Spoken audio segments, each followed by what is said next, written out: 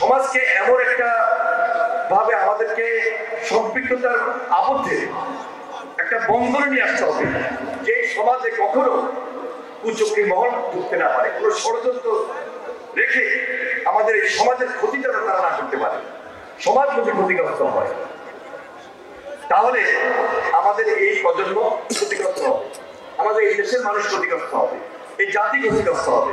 এই ব্যাপারে আমরা খুব সতর্ক আছি। এই মুহূর্তে এই দেশে একদিকে সংস্কার, আরেকদিকে নির্বাচন খুব বেশি জরুরি হয়ে পড়েছে, কারণ সমাজে কিছু অস্থিরতা আমরা লক্ষ্য করছি।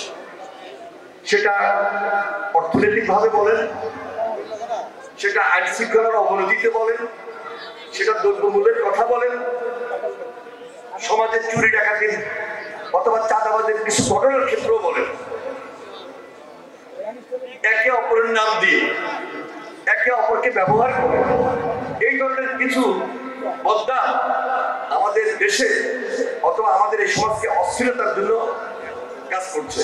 সুতরাং এই সমস্ত ব্যাপারগুলো প্রতিহত করার জন্য, মোকাবেলা করার জন্য আমাদের ইউনিটিটা, সুদৃঢ় ঐক্যটা আমাদের খুব বেশি প্রয়োজন। আমি ঐক্যকে প্রাধান্য দিচ্ছি যেন আমরা এই সমাজে মিলেমিশে সবাই একত্রিতভাবে থাকতে পারি। এটাই হোক আমাদের আগামী দিনের জন্য অঙ্গীকার।